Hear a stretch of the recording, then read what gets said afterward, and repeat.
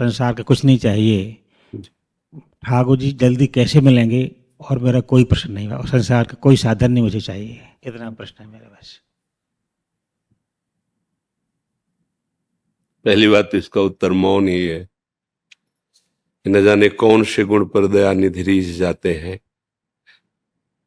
विष पिलाने जा रही है, मारने जा रहे हैं, उस पे रीझ गए, परम पद दे दिया जो मैया यशोदा को दिया वो पूतना को दे दिया।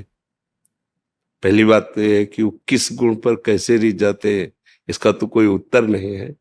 दूसरी बात यह है कि हमारे जो आचार्यों ने, महापुरुषों ने उनकी प्राप्ति का उपाय बताया है। प्राप्त तो उनकी कृपा से होता है, वो अपनी करुणा से अधम जीव को तत्काल तत्काल भगवत स्वरूप में स्थित कर दे। कब करुणा कर दे इस पर नहीं, पर जो आचार्यों ने उपाय बताया है वो ये बताया है शांति।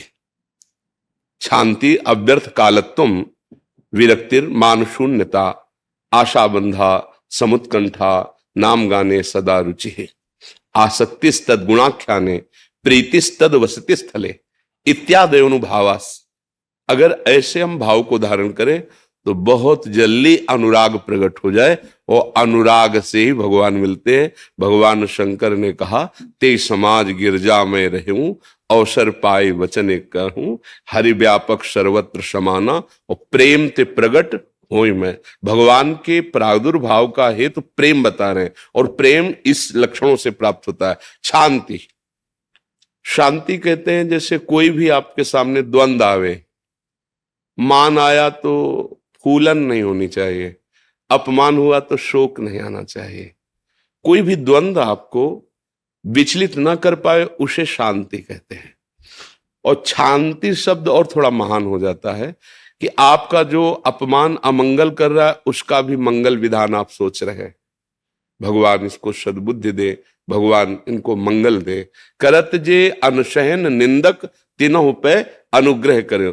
जो आपके यश को, आपकी कीर्ति को नहीं सह पा रहे हैं, आपकी निंदा कर रहे हैं, आपको नीचा दिखाना चाहते हैं, उनका भी आपके हृदय से मंगल भावना हो, इसे कहते शांति।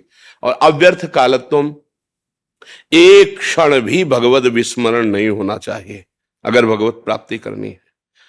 कबहू काल वृथा नहीं जाए, संतत सकल सुनो चित लाए, श्री हरिवंश प्रताप जस। एक क्षण तद विस्मरणेन परम व्याकुलते थी, रही न सकत पल पलकन अंतर जैसे जलते मीन। रही न सकत पल पलकन अंतर जैसे तद स्मरणेन परम व्याकुलते थी। इसलिए अव्यर्थ कालत्वम, एक क्षण भी आपका जिनकी प्राप्ति करना चाहते हैं उनके चिंतन से व्यर्थ न जाने पावे। हर क्षण इतना कीमती स्मरण तुम्हारे हृदय में बन जाए कि त्रिभुवन की राजलक्ष्मी देने पर भी जो आधे पल को प्रभु का विस्मरण नहीं करता वही महाभागवत कहा जाता है। तो अव्यर्थ कालत्वम। और फिर तीसरा विरक्ति, कहीं कोई लगाव न रह जाना, कहीं राग न रह जाना। शरीर अभिमान के कारण इंद्रियजन्य भोगों में और शरीर संबंधियों में सुख की भावना से राग हो जाता है, दुख की भावना से, प्रतिकूल भावना से द्वेष हो जाता है। मूल है राग। इसीलिए कहा विरक्ति, कहीं भी तुम्हारा राग नहीं होना चाहिए। त्रिभुवन में एक भी कोई वस्तु, व्यक्ति, स्थान आपके आशा और भरोसा का केंद्र नहीं होना चाहिए। एक भरोसा, एक बल, एक आस, एक विश्वास, एक राम घनश्याम हित चातक। ये भगवत प्राप्ति की बात है। कैसे भगवत साक्षात्कार हो, ये ठीक उसका बिल्कुल महापुरुषों द्वारा स्थापित किया हुआ है मार्ग है। शांति, अत्यंत सहनशील, दूसरों का मंगल बनाने वाला। अव्यर्थ कालत्वम, एक क्षण भी भगवत विस्मरण ना होने पावे। विरक्तिर, कहीं भी किसी से कोई आशा भरोसा नहीं, एकमात्र अपने आराध्य देव से। भगवान का दास किसी अन्य से आस कर ही नहीं सकता। अब यहां और कोई आशा ही नहीं, केवल आपसे मिलने की आशा है। मान शून्यता, जब आप ये तीन धारण करेंगे तो आपको मान मिलना प्रारंभ हो जाएगा। और अगर मान स्वीकार करते हैं तो देहाभिमान फिर पुष्ट हो जाता है। भगवत प्राप्ति में बाधा पड़ जाएगी। इसलिए गीता जी में निर्माण मोहा जित संग, सबसे पहले मान त्याग की बात कही गई। निर्माण, मान रहित होना।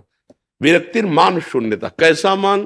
भगवान के स्वरूप है महाप्रभु चैतन्य देव कह रहे हैं, तृणादपि सुनीचेन तरोरिव सहिष्णुना अमानिना मान देन, दूसरों को मान दे स्वयं अमानी। गोस्वामी जी कह रहे सबहि मान प्रद आप अमानी। विरक्तिर मान शून्यता। आशा बंधा, दृढ़ आशा लग जाए कि मुझे इसी जन्म में बहुत जल्दी भगवत साक्षात्कार होगा, ये आशा किसी के भी कहने से न तोड़े। तुमको कहां भगवत सा, अरे बड़ा, बिल्कुल नहीं, आशा बंधा, निश्चित भगवान मुझे मिलेंगे, ये आशा दृढ़ कर ले। जो समुत्कंठा नाम गाने सदा रुचि, उत्साह पूर्वक, जैसे कोई गरीब आदमी धन कमाता है, ओवर टाइम भी उसको उत्साह रहता है, 12 घंटा तो कर लिया है और 2 घंटे कर लेते, इतना मिल जाएगा।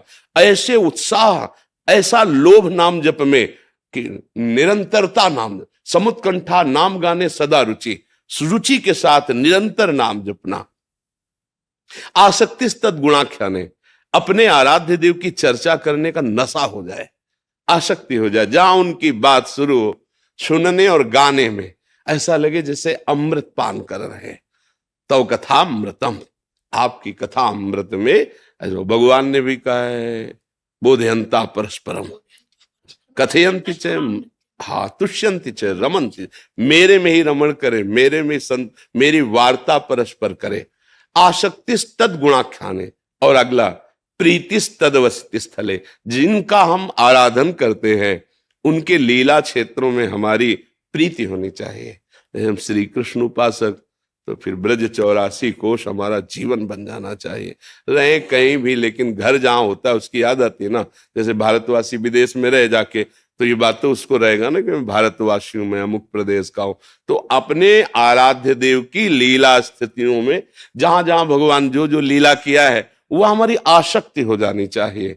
वहां हम हो सके तो पूरा जीवन व्यतीत करने की ठान ले, और ना हो तो आसक्ति तो हो ही जाए, ब्रज का नाम सुनते ही रोमांच हो जाए, मेरे प्यारे की लीला भूमि है।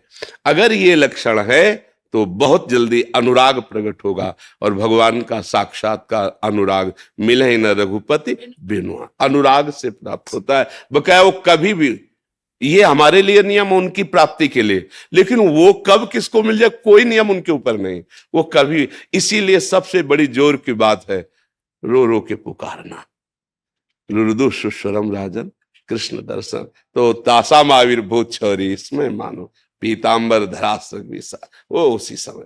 तो यही प्रार्थना है कि जैसे बने वैसे आचार्यों के सिद्धांत से चला जाए, और रो रो कर उनको पुकारा जाए कि आप मिल जाओ। मेरी सामर्थ्य तो नहीं है, मैं साधन बल का दावा तो नहीं कर सकता, पर आप करुणा समुद्र हो, आप मिल सकते हो। प्रभु आप मिल लो, बहुत जन्मों से बिछड़ा हूं, अब मिलने की चाह भी आपने दी है, तो मिलन भी आप ही करेंगे, आप मिल लीजिए। फिर भी महाराज जी आप भगवत कृपा प्राप्त हैं, आपकी दृष्टि से, सब भगवत हृदय कृपा से, प्राप्त उद्गार है। से। हम लोग प्रभु समझ नहीं पा रहे। अगर पिता के हृदय से पूछो तो जैसे सब बेटे उसको प्यारे ही होते हैं, पर जो बेटा पिता में आसक्त है, वो ऐसा लगता है अन्य लोगों को कि पिता का इस पे विशेष दुलार है।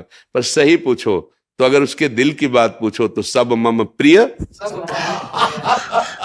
सब पर मोरी बराबर अकाल प्रभु ले, सुहृदम सर्व भूतानां, समस्त भूतों में भगवान सबको बराबर प्यार। पर अंतर यह है कि हम अपने प्यारे के प्यार को पहचान लें। हम प्यारे के सन्मुख देखें कि वो मुझे प्यार कर रहा है, वो प्यार कर रहा है, उधर हम थोड़ा पीठ कर लिए, इधर देखते, इसलिए कम समझ में आया। वैसे तो बहुत कृपा हम सब पर हमारे प्रभु की है।